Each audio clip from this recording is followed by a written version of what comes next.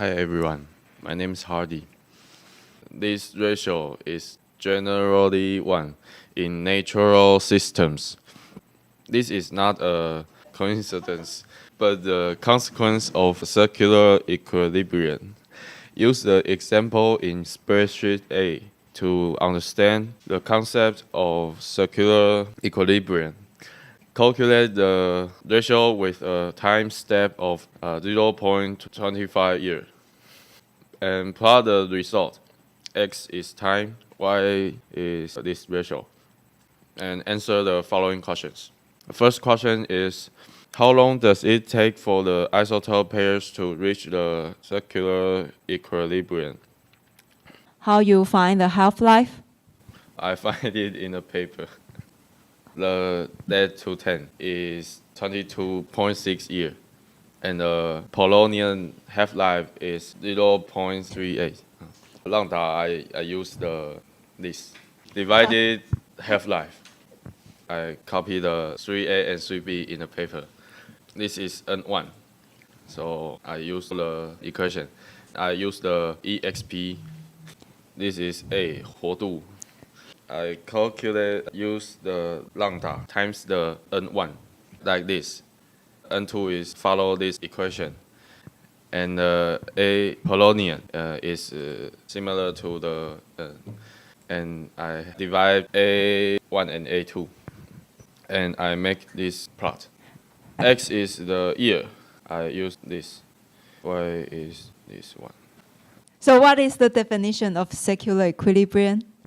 I follow the definition, and this is A1, is A2. In this year, they become close. I think this year is when they have a circular Equilibrium. Yeah.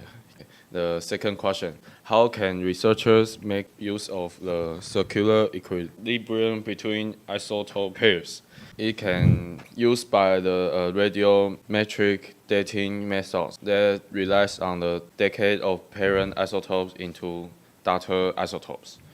By measuring the ratio of parent and daughter isotopes and assuming circular equilibrium, researchers can determine the age of geological samples, such as rocks, minerals, and fossils. I want to know how you calculate the ratio, because my answer is different from yours. Mine is like 3.5 years to 3.75 years. Hardy, can you show us what is your ratio at 3.5 years? Okay, it's 2. You say your ratio is already 1. Yeah. Regarding the difference in number, there can be many reasons. From what I see so far, the logic seems correct. Anyone can make mistake when citing the equation. I can read the paper. My problem is I can use the Excel. To write equations? Yeah. 你可以详细的说为什么它可以拿来定年地质的样本或者化石吗？ He asked, can you explain again how this relationship, circular equilibrium, can be used in dating? 就是我们可以看它母核跟子核的活度的数值的比例，然后我们就可以推算出前面那个年份。数值比例不就是1吗？难倒我了。我的想法是一开始我们先测量 parent P daughter D 的元素比，之后因为我们现在有让打乘以 parent 的原子数量会等于让打乘以 daughter 的原子数量，再搭配两道的 parent 和 daughter 的 ratio。它的前提是封闭的条件下，它不会和外界交换那些离子，它离子是一直在衰变的。然后第二个条件是它能够测量 P 和 D 的 ratio， 并且还可以知道 parent 或 daughter 的衰变常数。之后，它可以再利用 3A 的一个公式。现在 P 和 D 的 ratio， 因为它们都是没有跟外界交换，是保持一个定值的，所以 P 加 D 的 ratio， 它其实就会等于它 N0 最一开始 parent 的总数，之后再乘以 decay constant， 然后之后 N1 你也现在也知道了，你就可以算出它的 T 时间。I like your argument. I feel that you have really think about the whole system. It's really nice. But actually, the way how scientists apply this relationship is much more easier than you think. Our lecturer today will tell us more about this. In spreadsheet B is the raw data of lead-210, measurement from the sediment core. Use the data to calculate the sedimentation rate, and this is my answer. Here is the activity of lead-210. First, I calculate the integration of the activity. So I calculate the area under the line, and then I calculate the sum of the area. So here is the integration. And then I use the equation to calculate the age of the core. The graph is here. The deepest sediment age is 176 years. And then I calculate the sedimentation rate is 0.101 centimeters per year. So what is that? It's the area between 5 and 7 centimeters. 就是这里的梯形。 So you are calculating the area below the segment here. Yes. Can you explain to me where did you get this equation? In the textbook. B student, do you have the same calculation or not? This is my two graphics. 这是负0.137，这是它的那个斜率 ，and 13.089 is the intercept. Did you get the sedimentation rate? I use lambda 分之 ln 2去算。I didn't know how to write the calculation. 是那个 half-life 跟那个 activity constant 之间的转换式。For the two presenter, I appreciate that they draw the graphs, but unfortunately, their answers are not correct. This is okay. At least you have tried to answer it. You have thought about it. Look for reference. That's what I want.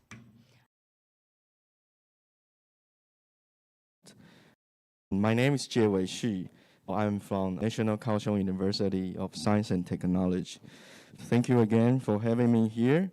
And today we are going to talk about a uranium series, chronometry. What is chronometry? Actually, is the science of accurate time measurement. We all know about uranium. You heard about a lot of things from uranium. Let's talk about the history of uranium. Before the discovery, actually uranium oxide is commonly used for the ceramics, especially in the coloring agent. Chinese use this quite a lot before the century.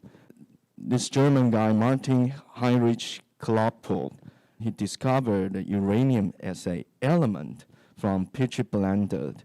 But so far, he didn't know uranium has a radioactivity. Because we use a lot of uranium for your ceramic, for example, my mug, and maybe some of your plate, do you think it is dangerous for you to use it? I think it can in high concentrations, but like everything is radioactive around us, so in ceramics, I don't think so. I think he is correct because, you know, we have a lot of radiation in our background, right? Talking about the dangers, we should think about the activity, which means the concentrations. Basically, we use a low concentration of uranium for that, so don't worry about that. Until 1896, there's a French guy, Henri Becquerel. He discovered the radioactivity by using uranium. Here is his story.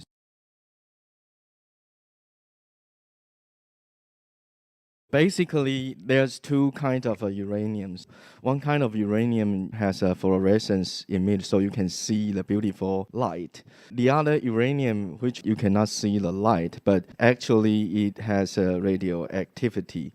When he do the experiment and he found out both fluorescence or no fluorescence uranium can make the image on the photographic plate.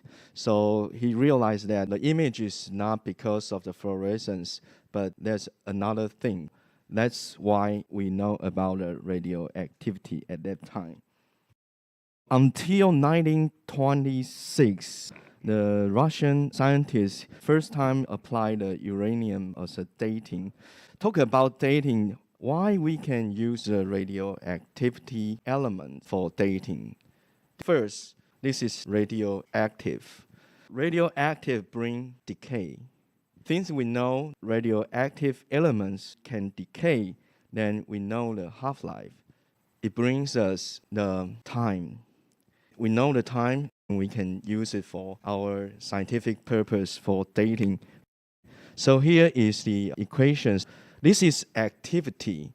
This is molar or concentration multiplied by lambda. Lambda is a radioactive decay constant. Each element has different decay constants.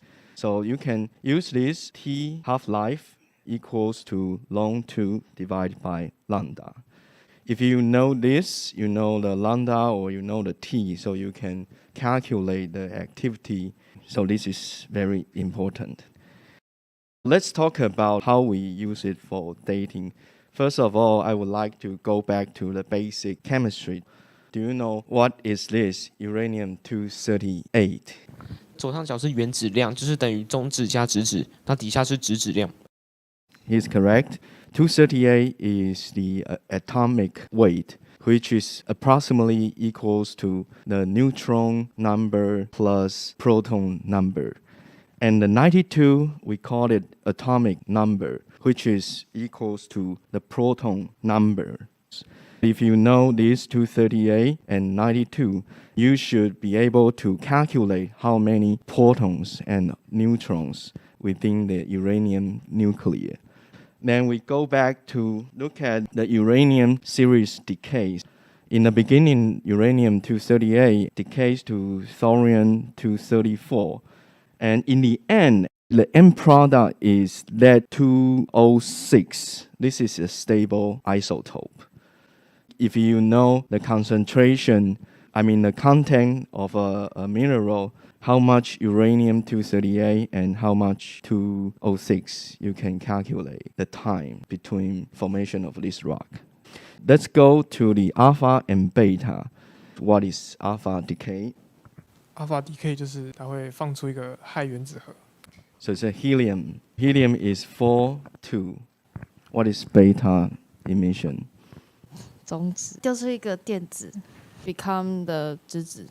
Actually, this is more complicated than that. So we have a beta minus and beta plus. But today we are going to focus on the beta minus. So this is a beta minus. Neutron will lose an electron, then become proton, and also radiation. Now we have the basic idea. In our nature, three very common decay series. One is uranium-238, and also uranium-235, and also thorium-232. This is the uranium-238 decay. The end product is lead-206. If you calculate atomic weight number loose, you can also know about how many alpha decay happened from the uranium-238 to lead-206. How many alpha decays during this process? 8 times. 8 alpha decay. How about uranium-235 to lead-207? 7. That's correct. And this is 6 to 32 to 08. This is the so-called parent nuclide.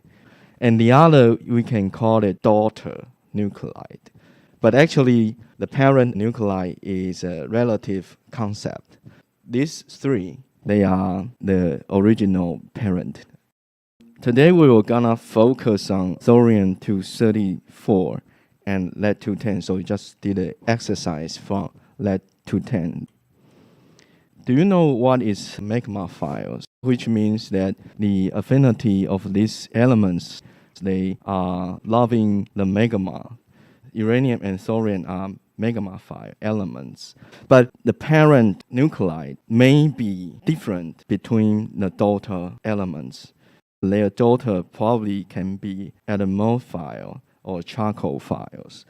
This different kind of nature brings the disequilibriums for the radiogeochemistry.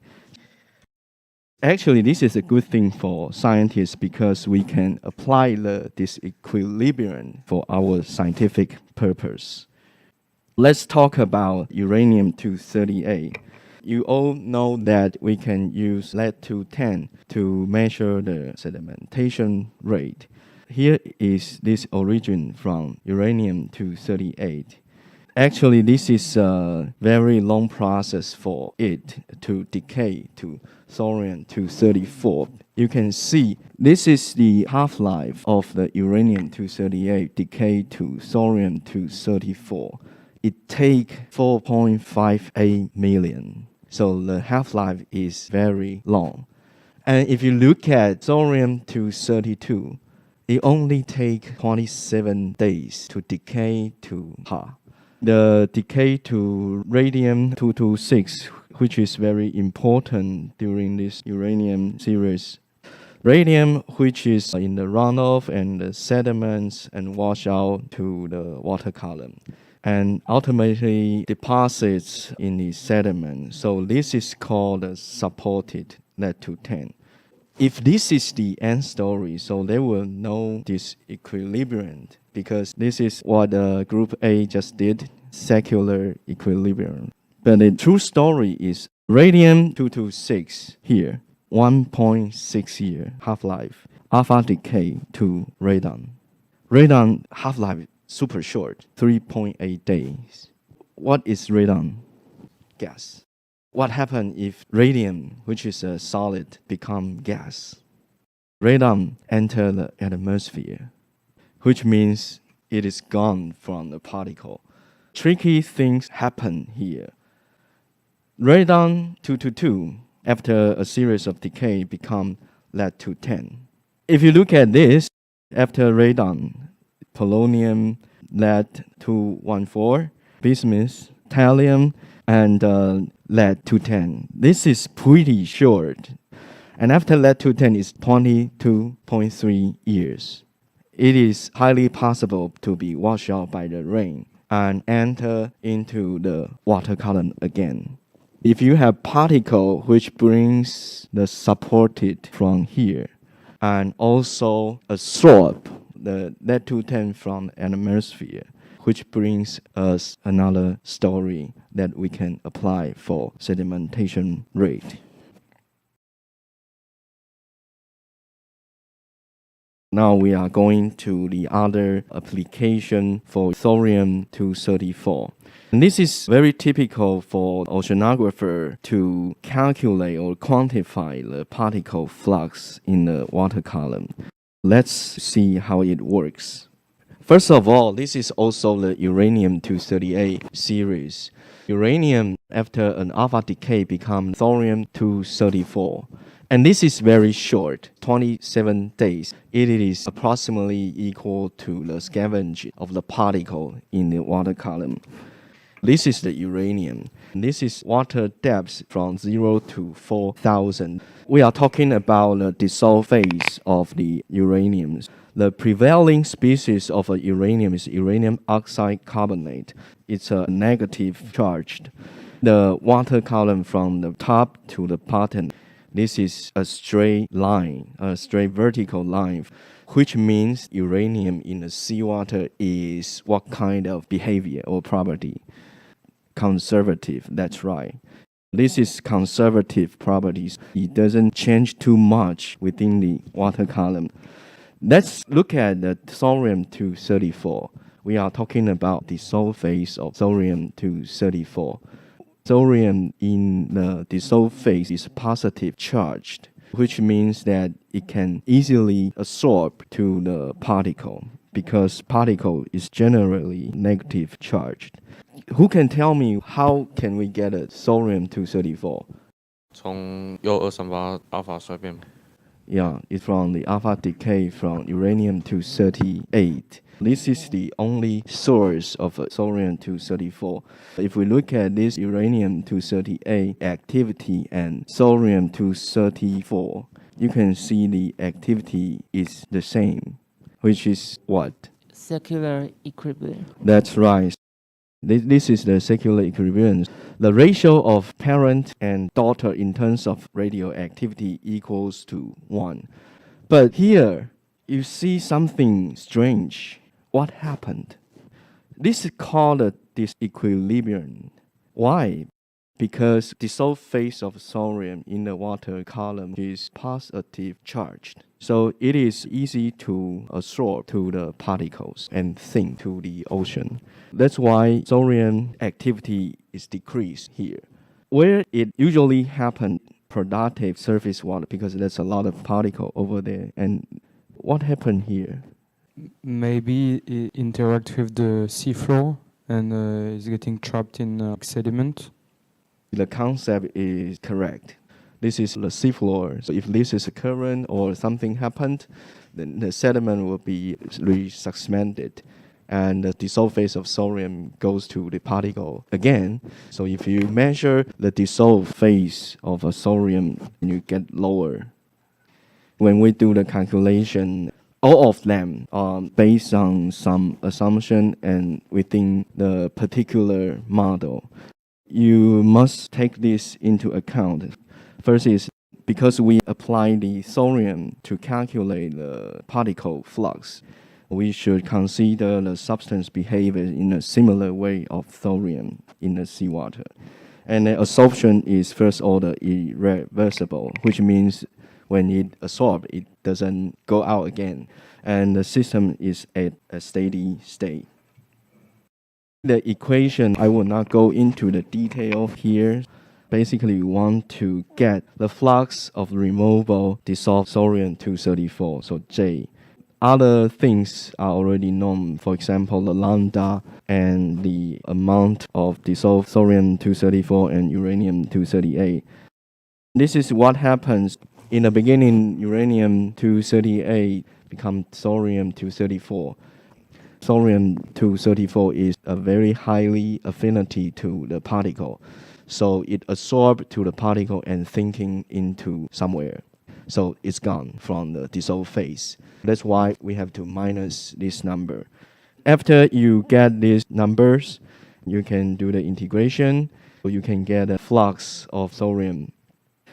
After that, you also have to get some data from the sediment trap, because you want to use the thorium number to calculate the organic matter's flux. So you must know the ratio of organic matter and the concentration of thorium inside the material. So that's why we have to get this data. If you have this ratio and you also get the flux of thorium, then you can easily calculate the flux of organic matters. The next is the application of lead-210 to determine the sedimentation rate. I think this is very important to get sedimentation rate if we study sediment core, because it gives you time. If you know the flux but you don't know the time, it's hard to understand the entire story of the sediments. Lead-210 gives us a very nice time information within the 200 years. Radium and lead-210 in the seawater in the dissolved phase is complicated. Today we are not going to the detail of lead. This is the core top, which means the surface sediment. This is 210 PbEx. What is PbEx? What does the graph tell you about the behavior of lead-210 in the water column? 210 PbEx means excess lead-210. Unsupported lead-210 is not constant in an area. It has different activity in surface sediment, depends on sediment transportation. Let's go back this again, so maybe you can understand this more.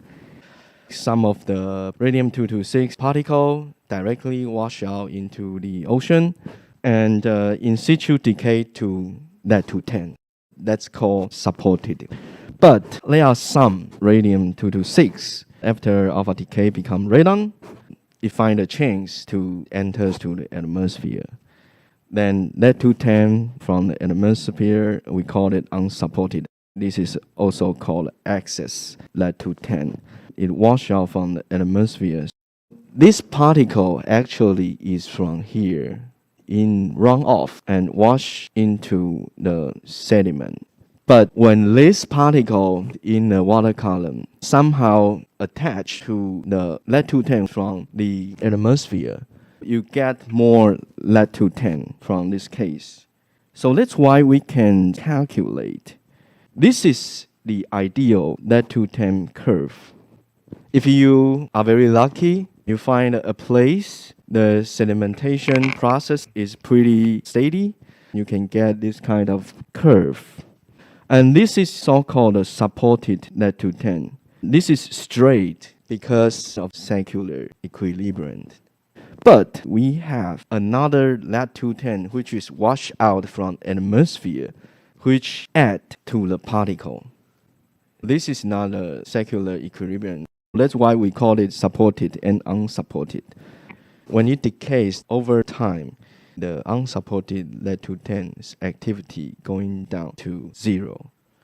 If you have this, then you can start to calculate sedimentation rate. Okay. Based on the definition of sedimentation rate, centimeter per year, the depth and also the time. Then you have some assumption the fallout rate of unsupported from atmosphere is constant. And the lead-210 is quickly removed from the solution onto the particle. And there's no post-deposition or redistribution, for example, resuspension or bioturbation. Let's go back to the equation of activities. You get a measurement of the activity. You already know lambda. You want to know the time. This is known and this is known, so you can calculate the sedimentation rate. How do we do this? If you give some transformation of the equation, then you can get this. Group B, this is what you should do. You transform your equation to this. You can see this is yx plus b. So you know the slope. You can calculate your sedimentation rate. How many of you figure out this transformation? I think I had the idea, but I put everything on the side just to find the R, the sedimentation rate, but I didn't put it in the form of a linear function. Yeah, I realized that when I do it from a graph, it is much easier. Excel will calculate the slope for you, so then you can just go back and put it into your equation, then you can get a sedimentation rate easily. This is what you really get from the sediment core. You will get something maybe worse than that. I would say this is already very good data. This is the total lead-210, which means unsupported lead-210 plus supported lead-210. First of all, we have to find out where is supported lead-210. If your sediment core is longer enough, you can estimate the lead-210 supported level. Where is it? Then the total divided supported, then you can get the lead-210 axis, which is the unsupported lead-210. Put it into your equation, then you can calculate the sedimentation rate afterwards, like that. Now everybody should know that what is supported lead-210. But in practical measurement, we measure lead-214 as a proxy. Why? Let's go back to this secular equilibrium.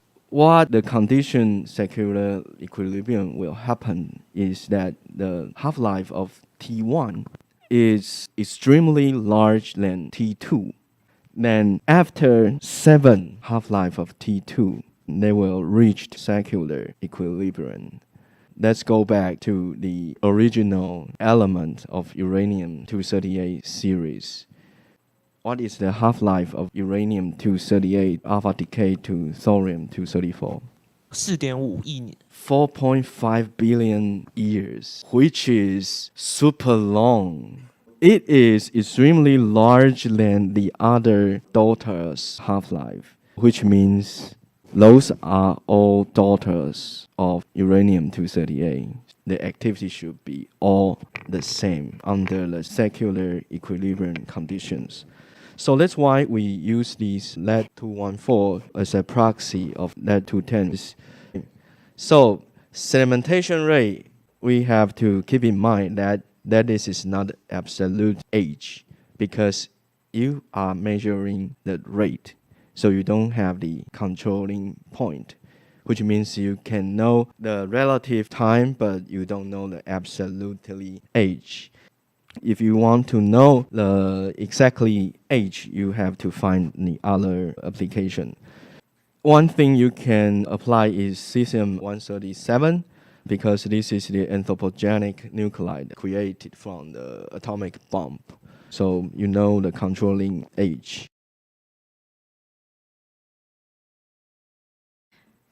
Next week, we will be talking about another dating technique that's so often used in earth science or marine science, which is C14, radiocarbon.